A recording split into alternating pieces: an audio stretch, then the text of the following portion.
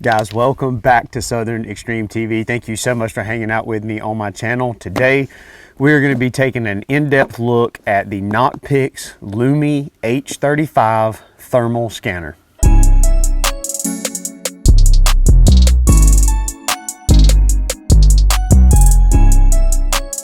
So as always, really appreciate y'all hanging out. Make sure you hit that subscribe button because we are trying to grow this channel as big as we can get it. Today, you guys are watching a video about a thermal scanner. If you do not know what a thermal scanner is, basically it is a handheld device that is designed for scanning, obviously hence the name of scanner, and picking up heat signatures. The really cool thing about a thermal scanner is it can be used for a multitude of different purposes. Probably the most utilized version or purpose behind a thermal scanner are for guys who are predator hunting at nighttime when you're standing behind your rigs, or when your firearm. Instead of having to scan back and forth with your firearm, a lot of people like me and Guff, we like to stand behind our weapon and we can sit here and we can scan back and forth. When we see a coyote, we get on our gun, we get on them, and we take the shot. However, you can also utilize these scanners for deer hunting, elk hunting, big game hunting, whatever it may be, game recovery, which is a really big deal. Obviously, you want to check with your state's regulations and make sure that you're allowed to carry these with you in the woods. The majority of the states are allowing you to do that as long as you're hunting during the normal window of legal shooting light. You can use one of these thermal scanners. So really interested to test these things out, especially from NocPix, mainly because of the price point that this optic is coming in at, and I'll dive into that here in just a second. But let's get through some of the boring stuff first, which is going to be just the unboxing of this to show you guys a little bit of everything that comes with it, and then I'll dive into some of the specifications behind it. So you are going to get 2 batteries, which is really nice, and these are going to be the 18650 batteries. And what's really nice is they are 3800 or 3850 mAh, so 3850 milliamp hours. You get the thermal itself, you get some accessory packs. Now what comes in this is like some straps, carry straps, charging cables, charging devices for the batteries itself. So all that's going to come in these 2 boxes here. And then in this nice little carry case, which is features a magnetic lock up at the top, which is really, really cool.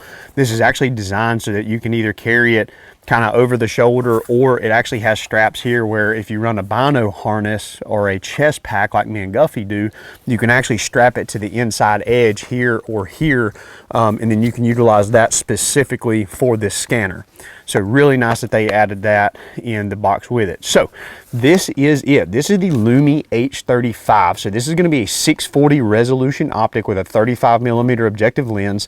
And initially, just right off the cuff, the weight and the size for me is what is very, very attractive about this NocPix Lumi, because as you can see, hopefully y'all can see, this is a very small, very compact thermal scanner. It's going to be very, very similar in size and weight to that of a rangefinder. So if you're somebody who is a bow hunter or hunting in the archery world, you already know what kind of that size comparison is, and this is going to be very similar to that. So really cool that it is small and compact, and it has a 640 resolution sensor in it. So let's dive into some of the specifications, because I know some of y'all are interested in that. So the sensor is a NocPix 640 by 512, has a 50 hertz refresh rate. Now, for those of you that don't know what a 50 hertz refresh rate means, the refresh rate basically is how fast is the image processing, and the lower the number, the slower that image is processing. And basically what that means is, as you're scanning back and forth, if you have too low of a refresh rate, the image will almost look like it's lagging in the screen. And it's hard to explain if you've not ever looked through a lot of thermals, but if you've looked through a lot of thermals, the higher that higher that hertz, then the better it is for moving back and forth. The image just picks up a lot faster, and it's a lot quicker when you're moving back and forth. So 50 hertz refresh rate. I've already mentioned it's a 35mm objective lens. The NETD rating, which is a sub 18 millikelvin. This is a rating where the lower the rating, the better it is. Some of the higher end thermal scopes that are out there on the market are featuring a sub 15 18 millikelvin.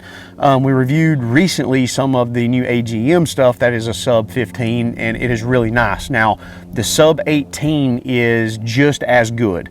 Really, once you start breaking that sub 20 millikelvin rating, that's when you really start getting that real crisp, real clear, definitive definition that you really want to see in a thermal optic, which is really, really cool.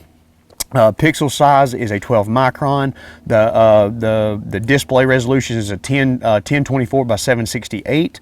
Detection range for the 640 is 1,750 yards. Now that is detection range. The actual identification range is going to depend on obviously what it is that you're trying to look for. If you're trying to positively ID a raccoon at 1,200 yards versus trying to ID a human being at 1,200 yards, being able to do that is going to be a lot easier with larger animals, whether it be elk, mule deer, white-tailed deer, coyote, bobcat, fox. All of those are going to have varying ID range, but the detection range is at the distance at which point the sensor will actually detect and distinguish heat.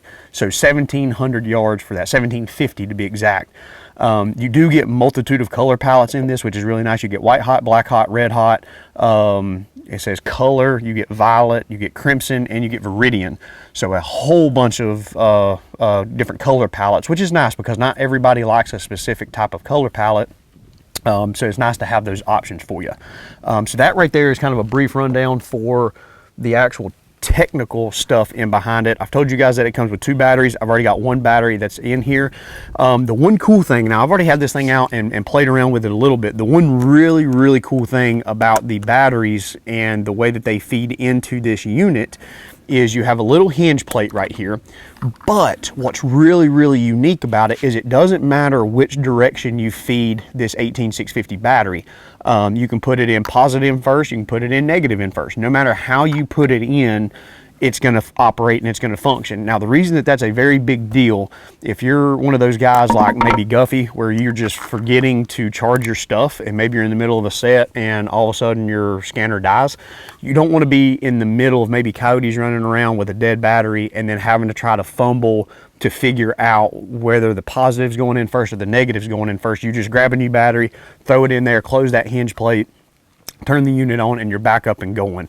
So that is a really unique thing that I think is really, really cool. And I would like to see that kind of start being incorporated in about all of the thermals that are running these 18650 style batteries, mainly because if you can do it in one, then you can do it in the others as well. Now, if you're running a proprietary type battery, like you might see with the AGM Varmint V3s or V2s, it's a little hard obviously to do that because they've only got a certain direction that they can go in. But with the 18650s, I'm glad that they incorporated that into this unit.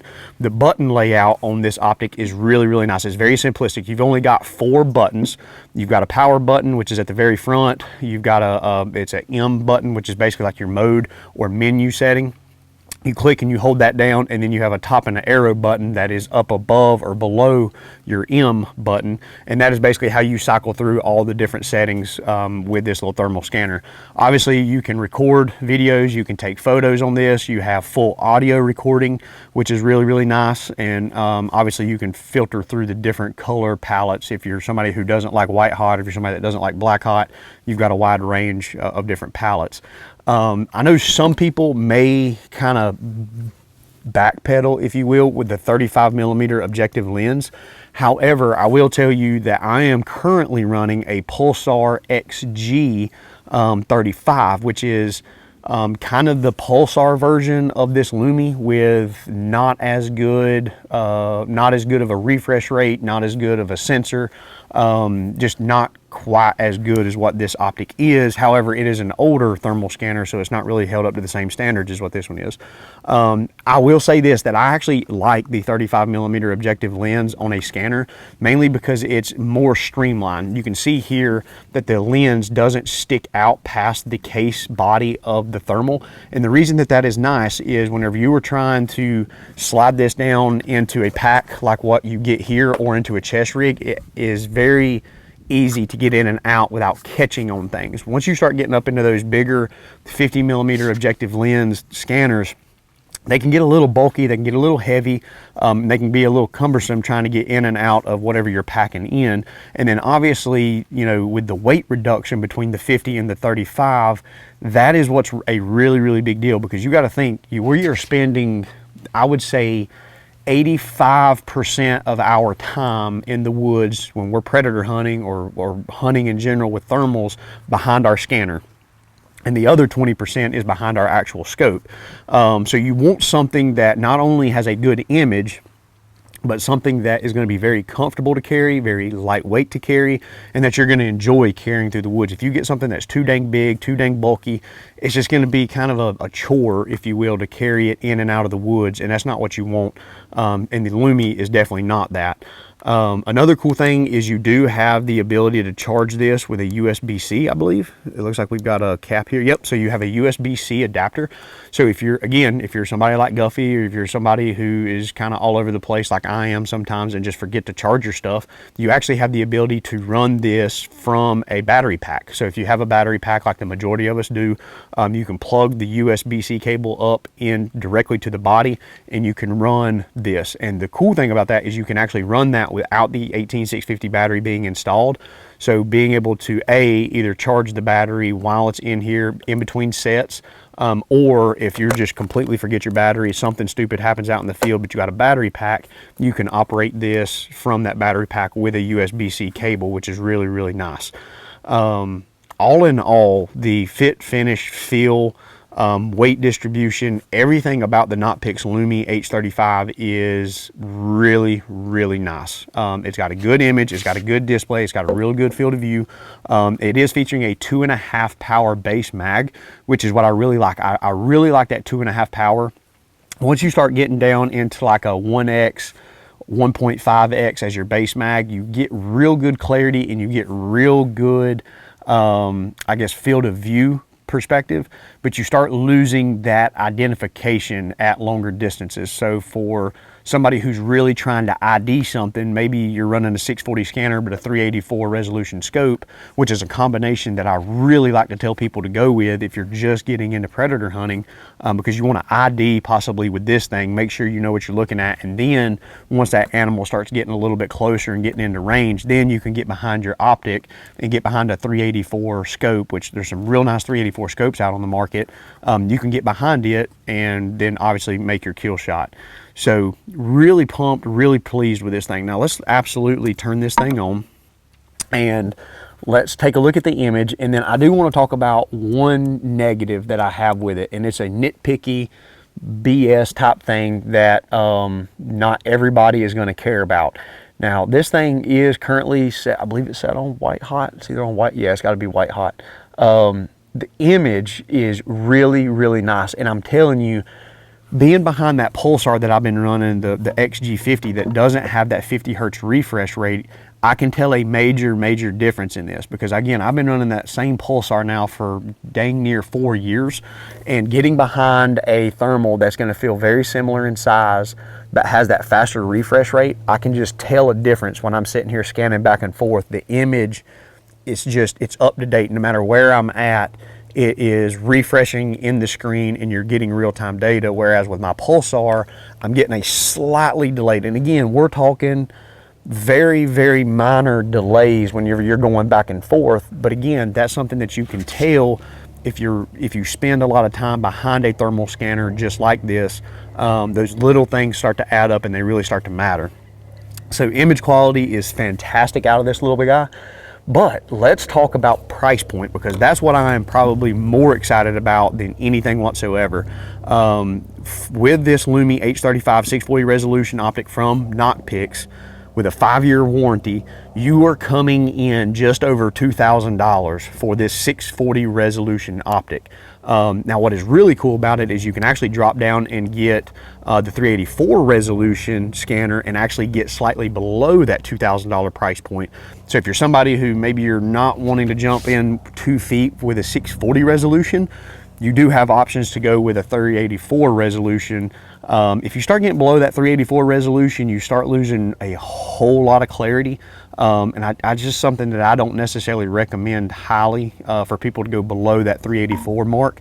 But the 640 and the 384 coming in for slightly over that $2,000 price point and then slightly under that $2,000 price point, that's a really, really great value for what all you were getting with this little scanner. This is actually going to be Guffey's full-time rig right now. He is swapping from the AGM Sidewinder, which is a 640 resolution optic, has a fantastic view, fantastic image. The problem is because me and Guffey hunt so much, that AGM Sidewinder is a little big and a little bulky, and what we run into is once we start hitting that 2-3 o'clock in the morning range, it starts getting troublesome and just a pain to hold up for that long extended period of time.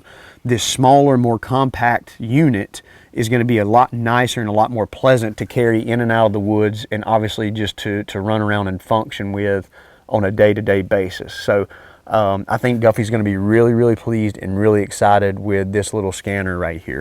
So if this is something that maybe you guys are looking into, maybe you're interested in a thermal scanner, I would definitely check out the Lumi H35. They've got this optic along with a lot of other thermal scanners in stock at Southern Precision. So go over to their website, Southern Precision Outdoors. They've got a really, really cool website. They've got a lot of real nice informative type videos and blogs and posts and things like that, that you can find information, maybe not on this specific one, but if you want to kind of shop and compare some different units, they've got all that information on their website, and they've got extremely competitive pricing, which is really, really nice. So if I didn't cover something specific in this video that maybe you got a question on, make sure you drop a comment down below. I will try to answer any question that I can. And if I don't know the answer, I'll try to find somebody who is a lot smarter than I am to help get us that answer. So really appreciate y'all hanging out with me. Make sure you hit that subscribe button, and looking forward to seeing you all on the next episode.